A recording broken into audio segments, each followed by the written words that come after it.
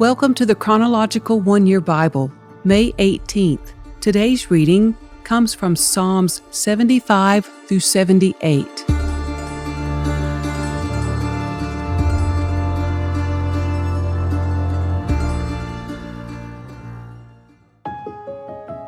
We thank you, O God.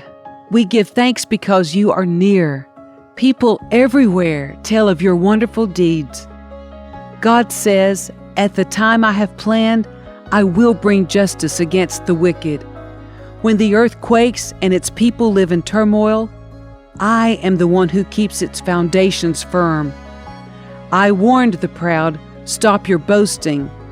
I told the wicked, don't raise your fists. Don't raise your fists in defiance at the heavens or speak with such arrogance.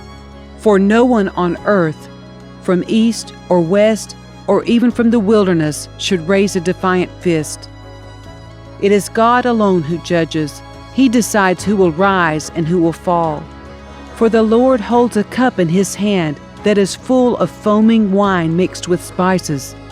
He pours out the wine in judgment, and all the wicked must drink it, draining it to the dregs.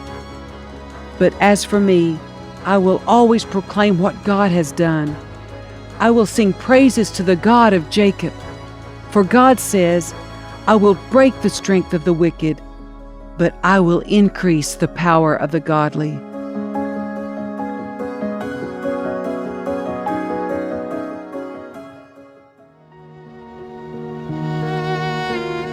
God is honored in Judah. His name is great in Israel. Jerusalem is where he lives. Mount Zion is his home. There he has broken the fiery arrows of the enemy, the shields and swords and weapons of war. You are glorious and more majestic than the everlasting mountains. Our boldest enemies have been plundered. They lie before us in the sleep of death. No warrior could lift a hand against us. At the blast of your breath, O God of Jacob, their horses and chariots lay still. No wonder you are greatly feared.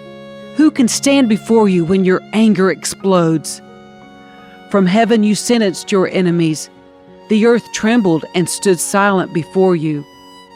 You stand up to judge those who do evil, O God, and to rescue the oppressed of the earth. Human defiance only enhances your glory, for you use it as a weapon. Make vows to the Lord your God and keep them.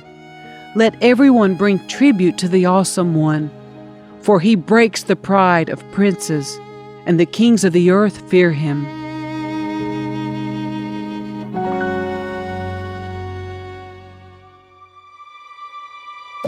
I cry out to God. Yes, I shout. Oh, that God would listen to me. When I was in deep trouble, I searched for the Lord. All night long I prayed with hands lifted toward heaven, but my soul was not comforted.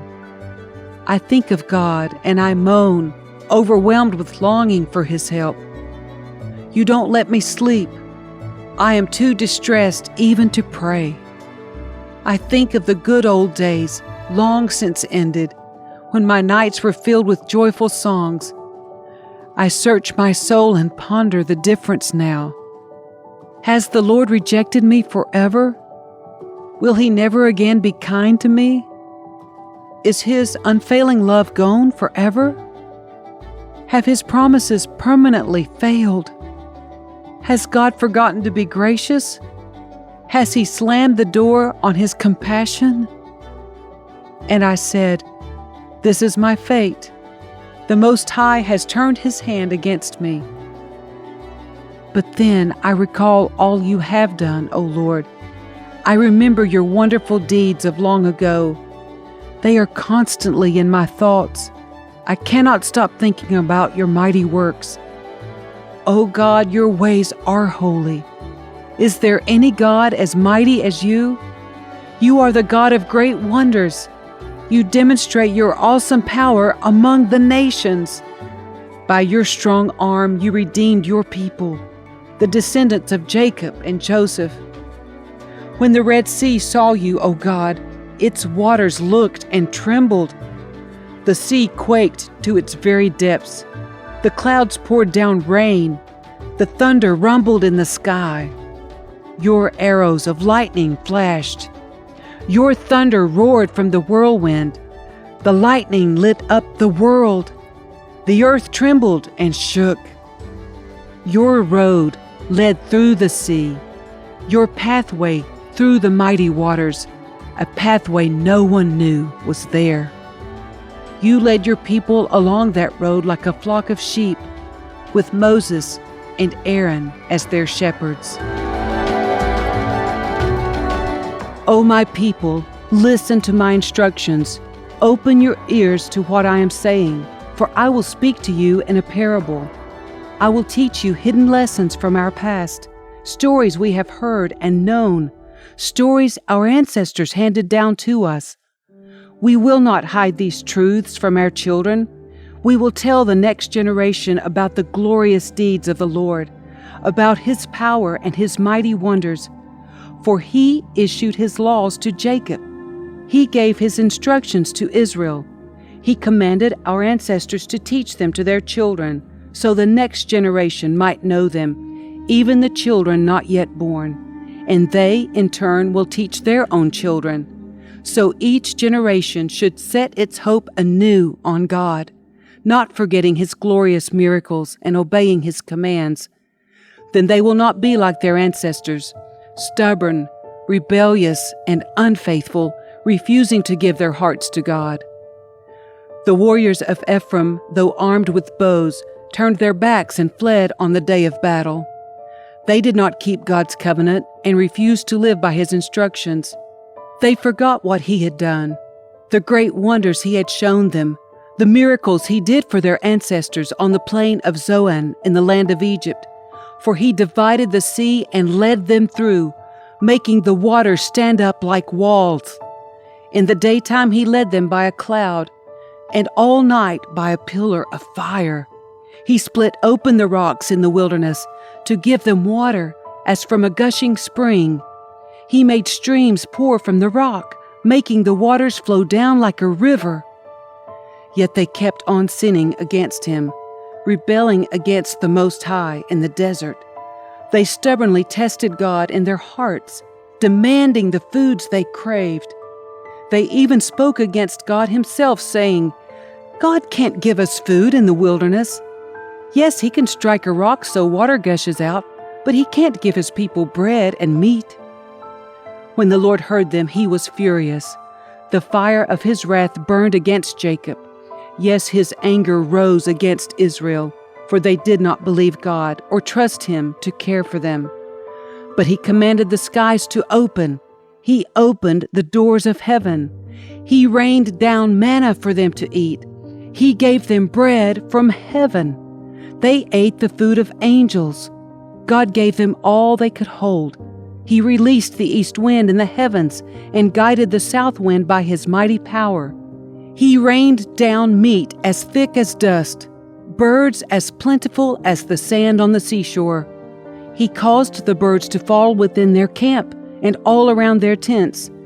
The people ate their fill. He gave them what they craved. But before they satisfied their craving, while the meat was yet in their mouths, the anger of God rose against them, and He killed their strongest men. He struck down the finest of Israel's young men. But in spite of this, the people kept sinning. Despite His wonders, they refused to trust Him. So He ended their lives in failure, their years in terror. When God began killing them, they finally sought Him. They repented and took God seriously. Then they remembered that God was their rock, that God Most High was their Redeemer. But all they gave Him was lip service. They lied to Him with their tongues. Their hearts were not loyal to Him. They did not keep His covenant. Yet He was merciful and forgave their sins and did not destroy them all. Many times He held back His anger and did not unleash His fury. For He remembered that they were merely mortal, gone like a breath of wind that never returns. Oh, how often they rebelled against Him in the wilderness and grieved his heart in that dry wasteland. Again and again they tested God's patience and provoked the Holy One of Israel. They did not remember his power and how he rescued them from their enemies. They did not remember his miraculous signs in Egypt, his wonders on the plain of Zoan. For he turned their rivers into blood, so no one could drink from the streams. He sent vast swarms of flies to consume them, and hordes of frogs to ruin them. He gave their crops to caterpillars. Their harvest was consumed by locusts. He destroyed their grapevines with hail, and shattered their sycamore figs with sleet. He abandoned their cattle to the hail, their livestock to bolts of lightning. He loosed on them his fierce anger, all his fury, rage, and hostility. He dispatched against them a band of destroying angels. He turned his anger against them. He did not spare the Egyptians' lives, but ravaged them with the plague. He killed the oldest son in each Egyptian family, the flower of youth throughout the land of Egypt. But he led his own people like a flock of sheep, guiding them safely through the wilderness. He kept them safe so they were not afraid. But the sea covered their enemies. He brought them to the border of his holy land, to this land of hills he had won for them. He drove out the nations before them.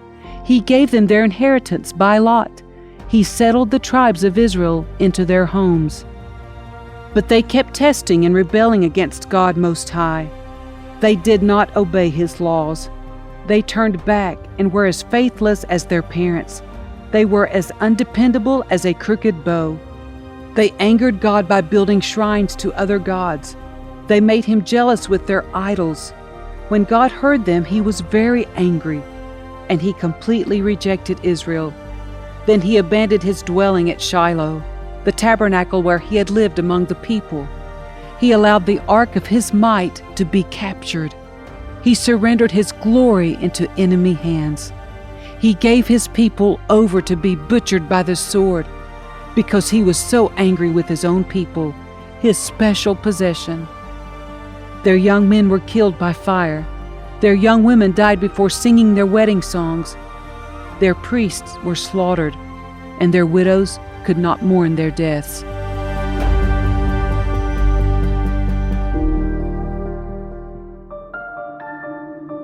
Then the Lord rose up as though waking from sleep. Like a warrior aroused from a drunken stupor, he routed his enemies and sent them to eternal shame. But he rejected Joseph's descendants. He did not choose the tribe of Ephraim.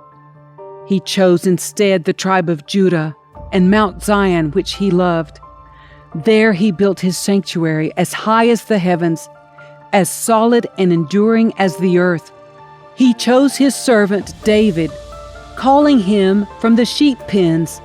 He took David from tending the ewes and lambs and made him the shepherd of Jacob's descendants, God's own people, Israel. He cared for them with a true heart and led them with skillful hands.